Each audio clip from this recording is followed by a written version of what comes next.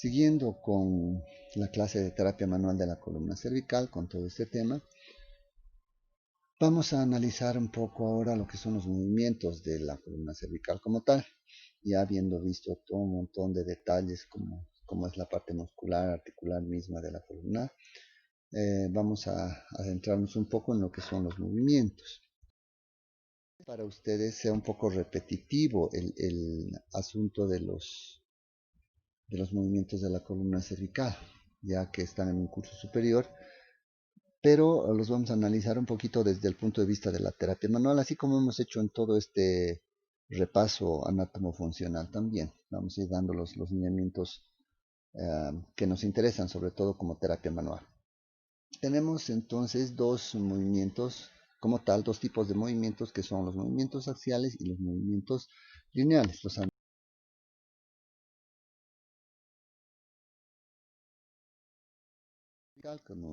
Vamos a comenzar con lo que es la flexoextensión. Partimos de una posición intermedia y cuando elevamos la cabeza hacia adelante es la flexión y cuando elevamos hacia atrás es la extensión. Estos movimientos tienen un rango de movilidad media de flexión de 55 grados y la extensión de 80 grados. Pero todo este rango justamente se saca, es un promedio en base a toda la movilidad que tiene la columna cervical. Fíjense qué móvil es la columna cervical. Pero dentro de esta movilidad hay lugares como son la parte de la unión del cráneo con la misma cervical que tiene muy poco movimiento en sí, por lo menos para ciertos tipos de movimiento. Y en cambio también tenemos la otra charnela, que también es un limitador de movimiento de toda la columna cervical respecto a la columna dorsal. Entonces, vuelvo a repetir, todo el promedio de rango de movilidad se saca en base al movimiento en general de todas las vértebras cervicales acá. Y como se darán cuenta, o como sabrán ustedes, cuando se trabaja con el uniómetro, se toma en cuenta más que todo la cabeza para que se puedan medir estos movimientos.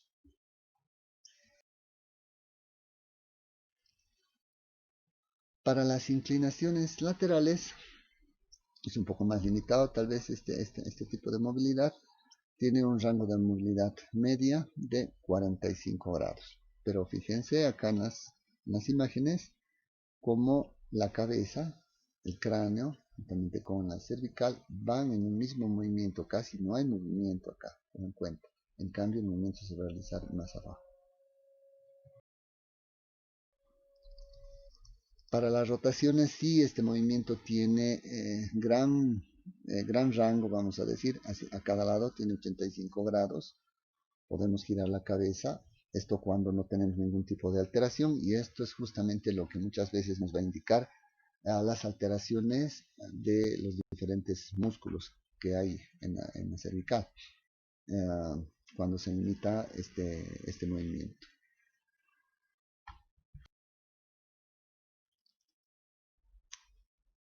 En cuanto a los otros tipos de movimiento, es decir, los movimientos lineales de la columna cervical, estos se van a realizar no necesariamente casi de forma voluntaria, sobre todo lo que es la distracción y la compresión. Estos dos primeros movimientos tal vez sí algunas personas más que otras pueden realizar voluntariamente estos movimientos, pero eh, son parte tácita de lo que son los otros movimientos de la misma columna cervical. Y es así que existen los deslizamientos anterior y posterior, también llamados protracción y la retracción. Cuando veamos los movimientos mismos que se van a realizar a manera de evaluación, vamos a ver cómo se realizan estos movimientos, pero estos movimientos se dan más a nivel de lo que es la unión del cráneo con la misma cervical, pero en las otras vértebras, uniones, también hay estos movimientos. Igualmente, de la misma forma son los deslizamientos laterales.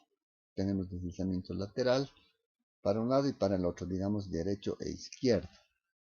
Y van a ser más notorios lo mismo en la unión del cráneo con las mismas cervicales.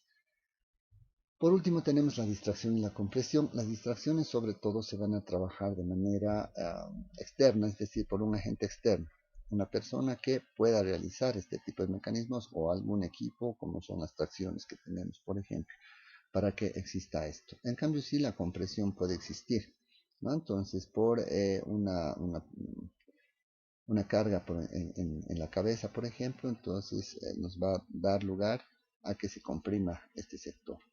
En este momento solamente como movimiento, no estamos hablando nada patológico.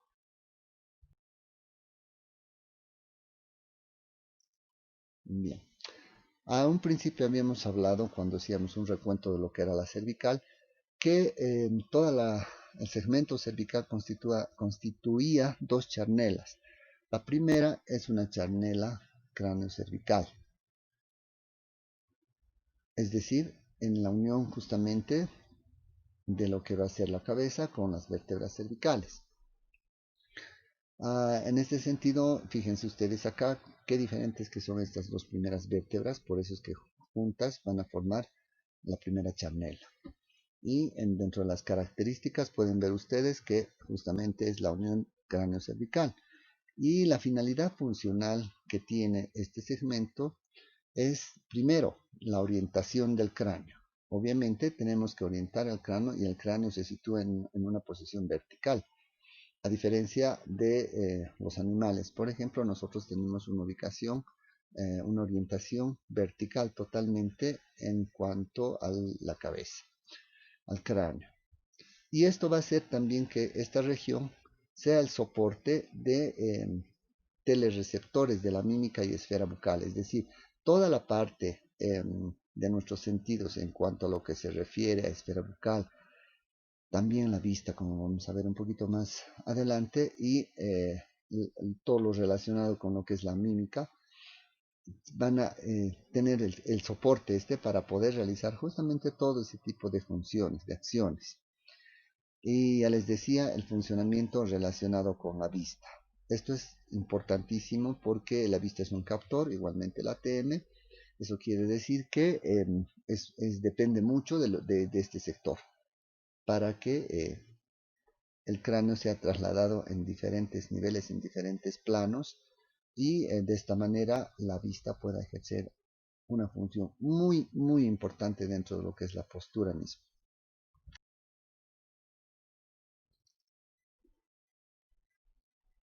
Algunas otras características también, como han visto ustedes en la anterior imagen, tanto toda esta parte de la unión cráneo-cervical como C1 con C2 no tienen disco intervertebral.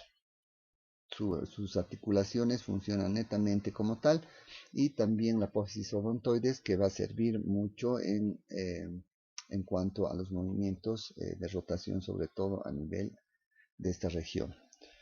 La estabilidad podemos dividirla en pasiva y activa. La estabilidad pasiva va a depender específicamente de la morfología misma que hay entre el cráneo y la primera vértebra, que es el atlas, y también en el axis, ¿por qué no? También toda la parte cápsulo-ligamentosa tiene que ver en esta estabilidad pasiva. Habíamos visto también a un principio cómo están dispuestos los ligamentos, hay muchísimos ligamentos a este nivel, justamente encargados de la estabilidad del sector. Y la estabilidad activa, que va a estar dados por los músculos suboccipitales, sobre todo. Estos pequeños músculos que se encuentran en cervical superior, como decimos, por eso es que tiene tanta importancia la terapia que se va a realizar en este sector también, no solamente en toda la cervical, sino hay una parte que se especializa en trabajar solamente esta unión cráneo-cervical. Y esta unión tiene este tipo de movimientos. Fíjense, vamos a ver en el primer nivel, es decir, el soporte mismo de la cabeza con la primera cervical. Tiene una flexoextensión de 25 grados, que es lo máximo que tiene de movilidad en este sector, porque la inclinación acá es mínima, tiene 8 grados, y una rotación también de 8 grados. Entonces, en este sector por lo menos casi no hay rotación, pero sí podemos encontrar algo de flexoextensión. Estos ya son rangos generalizados. En cambio, entre la C1 y C2 varía, ya no hay casi nada de flexión, mucho menos inclinación, sí, pero hay una rotación importante. Ya comienza acá una rotación de 24 grados y sobre eso obviamente se añade el movimiento de las otras vértebras cervicales. En total, según algunos autores, porque esto varía de acuerdo a otros autores, podemos ver que la flexoextensión va a realizar unos 40 grados en la C1 y unos 40 grados en, eh, en la C2, en la C1, C2. En cambio, hay una inclinación de 8 grados en la primera unión y en la segunda unión de 5 a 10 grados.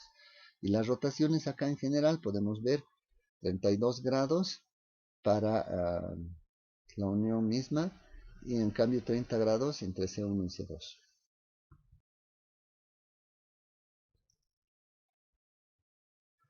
Y nos vamos a la otra charnela, la que está constituida por la última vértebra cervical uniendo a lo que es la parte torácica en esta región. Entonces acá. Bien, esta es una zona importante, también tiene otro tipo de funcionamiento y de funciones acá, porque es una zona intermedia entre dos curvas. Acá en la región cervical misma tenemos una lordosis y en cambio la parte dorsal tiene una cifosis. Entonces es una zona intermedia entre estos dos tipos de curva. Por lo tanto también va a tener dos tipos de movilidad, es decir, la movilidad que está por encima de C7 es bastante, en cambio la movilidad que tenemos por abajo de C7 ya no es mucha. Es un límite, vamos a decir así. Por esto mismo y por el tipo de disposición anatómica que tiene esta unión, esta charnela, va a haber un aumento de carga en esta zona. Entonces es muy susceptible a sufrir lesiones por sobrecarga. La finalidad funcional justamente va a ser el frenado de la cinética cervical, es decir, el movimiento que pueda conllevar toda la región cervical va a ser detenida, va a ser amortiguada en esta región para no seguir arrastrando a todas las demás vértebras.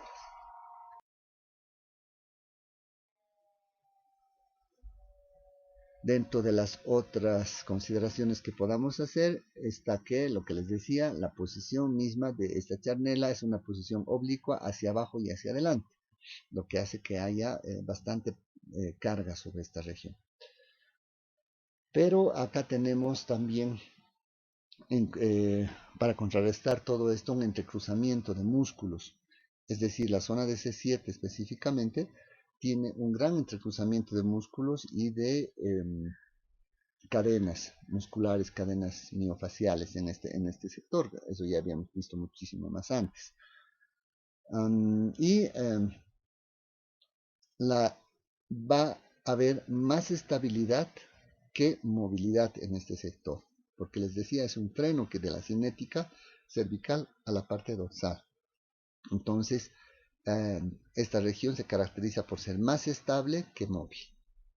Y su estabilidad justamente va a estar dada dentro de la parte pasiva por todos los elementos que habíamos visto también en toda la parte ligamentaria y demás, pero que en esta zona ya es precaria, es decir, ya no tiene tanta sujeción como la parte entre C1 y C2.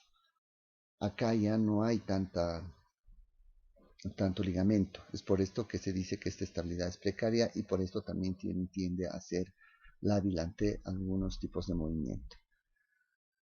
Tiene una estabilidad activa a través de lo que son las cadenas musculares que habíamos mencionado justamente. Y por último, mostrarles aquí en este nivel, aquí es C7T1, no es C1T1, perdón.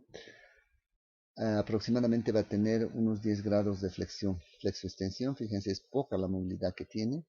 Tiene una inclinación lateral de 5 grados y una rotación también de 5 grados. Dense cuenta, en base a las otras articulaciones, realmente aporta con muy poco movimiento en esta región, pero es por la función que tiene.